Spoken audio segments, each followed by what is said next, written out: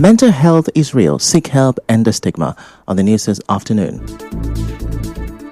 Traders protest over alleged unfair shop allocation in Rivers State.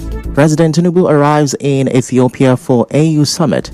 Today is Valentine's Day. Federal government to set up security team to stop vandalism of electricity assets. On the foreign scene, Israel block entry of prefabricated homes into Gaza. I'm Ifechuku Moyle with the news. Now, scores of traders from Rumuoji Malwa Market protested on Thursday at the Rivers State Government House, expressing their frustration over the ongoing shop allocation. Speaking to journalists, the chairman of the Board of Trustees, Kenneth Eze, warned that if the government fails to address their complaint, it could lead to chaos in the market. He alleged that some traders who participated in the 2020 ballot and made payments to the Rivers State government have been denied their shops, while non-traders are being allocated spaces.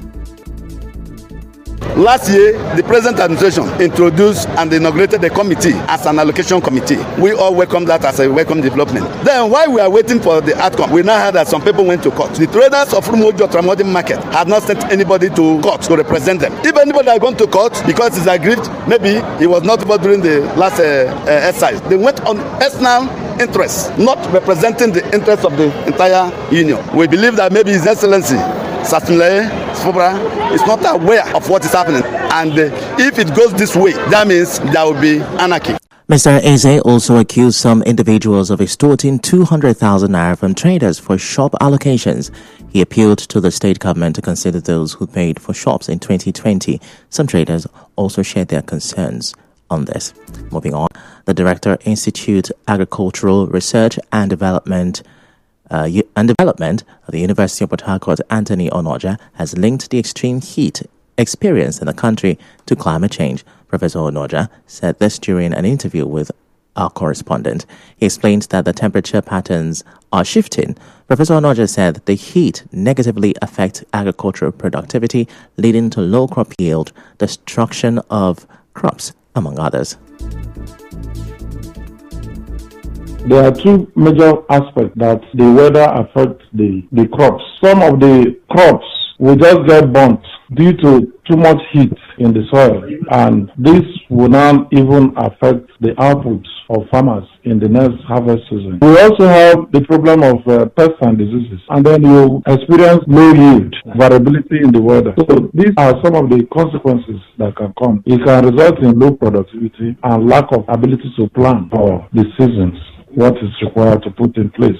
He also advised farmers to work closely with meteorological agencies to receive timely information on the best planting periods and heat forecast. Now, some Port Harcourt residents say the level of heat has made life unbearable and discomforting, especially at night. They spoke to our correspondent. They affect me hardly, I'm not gonna lie. Based on the heat, since where heat come out, I know they fit sleep well. At the open window where scatter and mosquito they finish me for where they stay. So I beg, may them beg God, may rain fall. The heat they come out, they bring out air for person body, and person can't sleep well. You know they even sleep well. They bath 3 to 4 times before daybreak, and that kind of bathing is not too good to the health. Somebody can contract pneumonia. Forget we are calling it heat period. They called for a stable power supply. In another development, the national president of the Independent Petroleum Marketers Association of Nigeria, Abubakar Maigandi, says his members are gradually benefiting from the deregulation of the oil and gas sector and the involvement of Dangote Refinery. Mr. Maigandi said this during an interview with our correspondent, Sebi Oruware. Mr. Maigandi spoke further on why some filling stations still sell petrol above 1,000 naira per litre. Yes, my members are complying now. We are busy in doing the business. Dangote has done well to independent petroleum marketers. For those who have the capital, they will just go and load their product and discharge and reduce the price and sell. So things are normal. There is no problem. So you cannot see it with immediate effect because already some marketers, they are not buying from Dangote. They are buying from the private depot owners. Those ones, they cannot be able to sell at that rate. But by the time when the whole marketers go back to the Dangote, then you will see the price. We have even secured one in Calabar, and we are going to see how we can secure some in other destinations. Also, a filling station owner in Port Harcourt, simply known as Johnny, called on Dangote Refinery to set up a depot in Port Harcourt. He also shared reasons why some marketers in Port Harcourt are reluctant to lift petrol from the government refinery in River State. Although refinery they load, but people know they go refinery because price of refinery is even higher compared to price of the private depot and compared to price of Dangote. So marketers will like to go where it's cheaper now, not where it's higher. And nobody is interested to go to them again because their price is higher. So the only thing is that they only take it to their stations and they sell now. But their price is higher compared to Dangote. They are selling 930, where Dangote is 890 naira. Most people go to Dangote and buy. Most will buy in private depot because private depot is almost the same 930, but their own is faster. Away from that, as the world marks Valentine's Day today, a Roman Catholic priest, Walter Ihejirika, has urged couples, especially married ones, to reflect on the relationship's depth and purpose, fostering genuine love and commitment. Speaking to our correspondent, Professor Ihejirika emphasized that the celebration does not focus on ephemeral or sensual love. Rather, it focuses on true commitment and dedicated love between soon-to-be-wed couples and married couples. It is true that today everybody now talks about Valentine as a way of celebrating ephemeral love that is not committed, love that is just only sensual. That is not St. Valentine's Day. That is another thing. So people who do that are using St. Valentine to cover up for what they feel is love. Love is about commitment. Love is about sacrifice. Love is about unity. Love is about steadfastness. And that is what St. Valentine represents.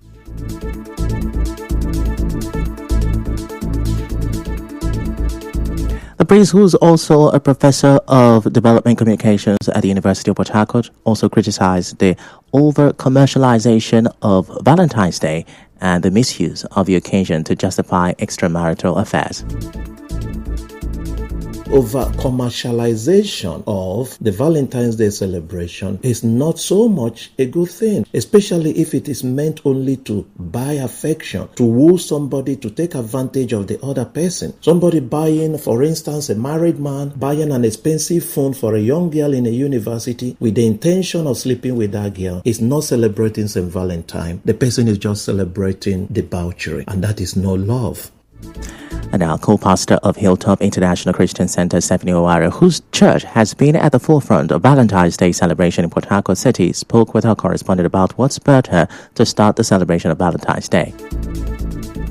I kind of started it in this town, but next year will be 30 years in this thing because, first of all, if you look at the society, it was 14th February was a day used to destroy quite a lot of young girls. So many people are diverging that, day, and people could be raped. A lot of clubbing, drunkenness is in the society. So if that is allowed in the society, and I have the very thought of cleansing the land, and that could be done in the right way.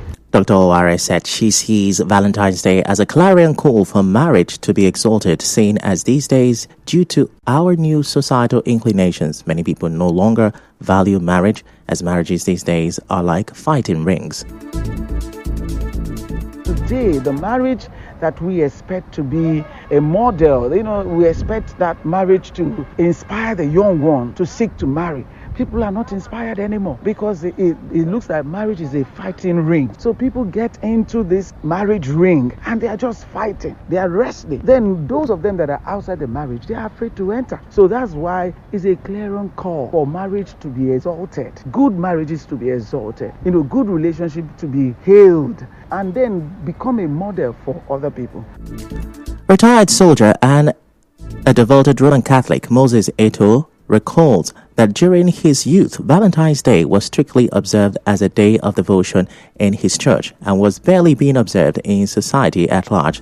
Mr. Eto, who was 77 years old, said while the Roman Catholic Church still observes its devotion to the patron saint of love, the larger society has corrupted the day with immorality, which was non-existent in his time. In short, what they are doing now on Valentine's Day is not like this before. Because the way they are doing it now, I'm not interested on it. Because of they know is to get a boyfriend and girlfriend and all these immoral things they are doing. That is why I don't like it. Formally, Valentine's Day, we used to go to church. We remember the people that created that Valentine. Everybody will be happy, pray and come out. But nowadays, the way they are taking it is wrong. Mr. Eto'o recounted that it was in 1998 that he first became fully aware of what he described as the new and immoral way of celebrating Valentine's Day. Then 1998, I was posted in from Kaduna to Port Harcourt here. In our mess, sergeant and warrant of mess, they killed a boy because of excuse me dancing and excuse me no dance. When they were dancing, a man killed a solo man. It ended like that. In short, I don't like the method they are doing now on Valentine's Day. However, Dr. Stephanie Oware admitted that during her youthful days in the 80s, the worldly version of Valentine's Day was celebrated especially among university students, though she maintains that the immorality rate is way higher with the younger generation. In the 80s, it was a time that even the big men in the city, they come to campus to carry girls during the Valentine's Day. They come in and carry girls and they go partying with them, and then they come back, drop drunk girls, drunk guys, drop them on campus. But in the 80s, it was like that. But, social media brings all the news to a point where everybody hears it. And those of them that were on campus, they could tell that a lot of people, they were all going out and partying. Still to come, a federal government to set up security team to stop vandalism of electricity assets. Stay with us. Happy birthday. On behalf of me and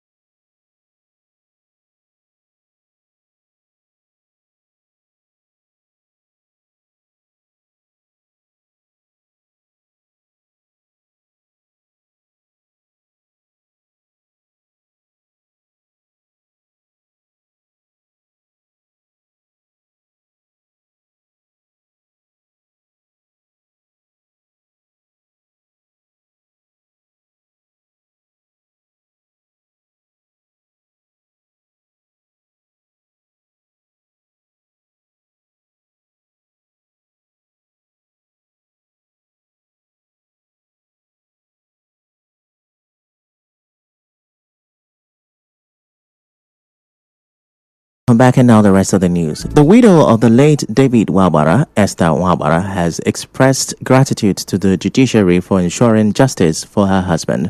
Recall that a state high court sitting in Port Harcourt on Tuesday convicted and sentenced Eze Kingsley to death by hanging for the murder of David Wabara, a mortuary owner, on December 7, 2018. The incident occurred at number 4 Rumuosi community along the East-West Road following an argument. Speaking to correspondent Eme Kotoka, Mrs. Wabara also appreciated those who stood by her throughout the legal process.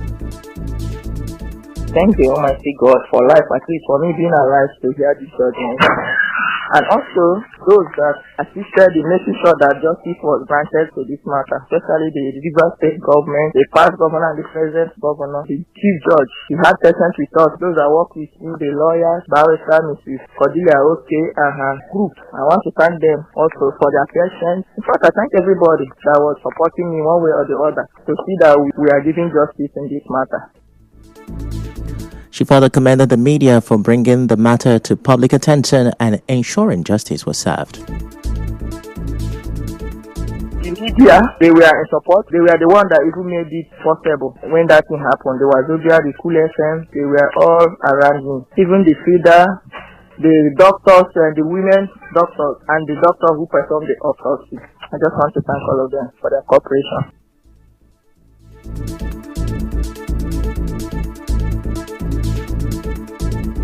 Away from that, the chairman of Kana local government area, Martin Zwibo, has continued to attract commendation for his unwavering commitment to delivering good governance to the people of Kana. The recent recognition came from the pro-Fubara Speaker of the Rivers State House of Assembly, Victor Okojumbo, during the commissioning of a 6-classroom block built by the Martin Zwibo-led administration in Kana. He said the performance of Martin Zwibo and other council chairmen is a reflection of the vision of Governor Siminalayi Fubara.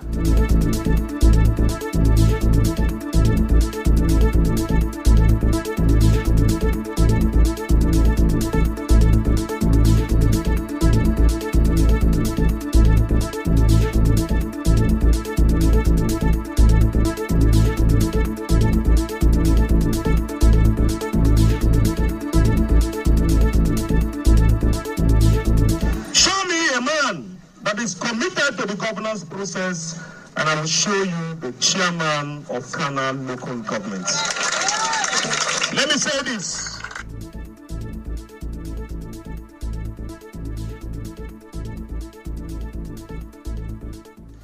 Show me a man that is committed to the governance process, and I will show you the chairman of Kana local government. Let me say this. I am highly elated that council chairmen within the 23 local government of Rivers State, under the able leadership of His Excellency the Governor, are delivering the dividends of democracy to the people. What this means is that they are mirroring the vision of His Excellency the Governor.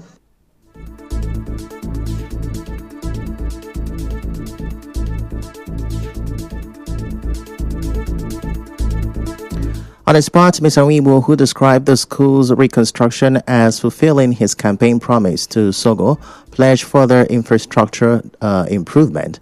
He also announced plans in collaboration with the Rivers State government to electrify all communities in Kana local government area and implement the Bori New Town project, including resolving land disputes between Lusuwe Sogo and Or.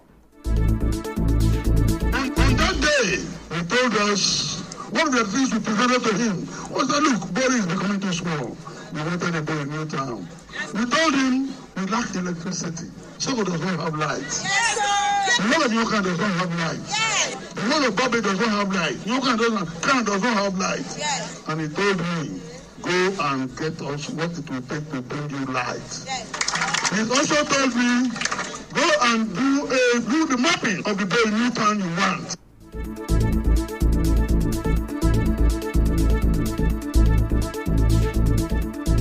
Elsewhere, governors of the southwestern region of the country have met in Lagos to discuss issues affecting the area.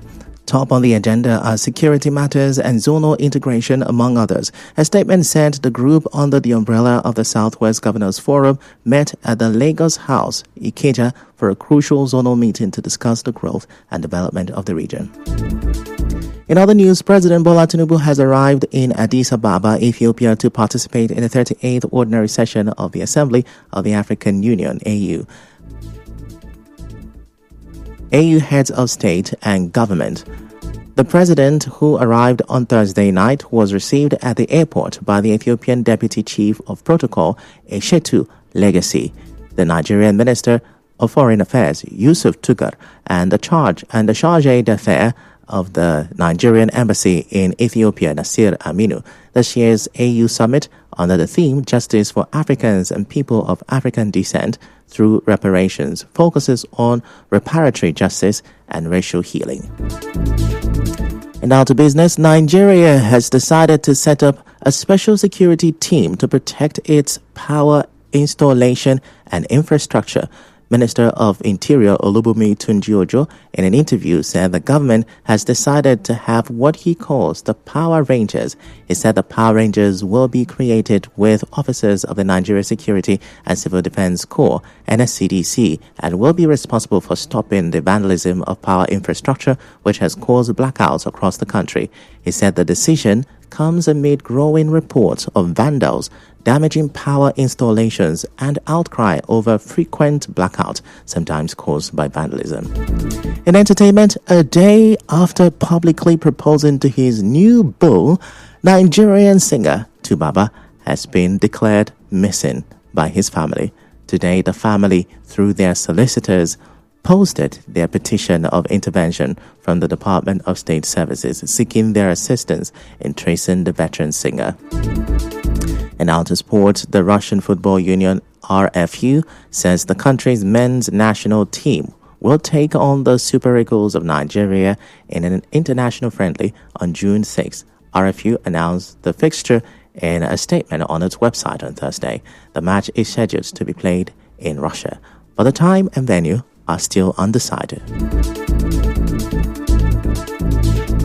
And now, we'll bring you news from around the world.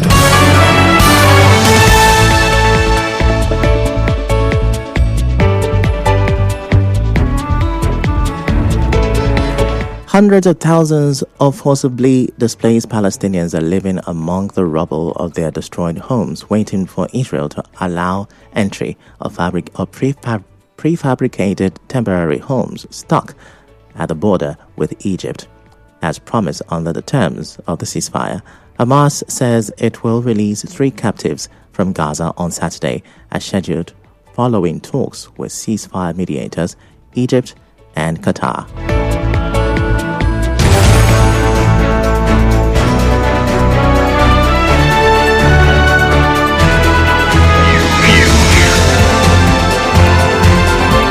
This is the news on 92.3 Nigeria Info.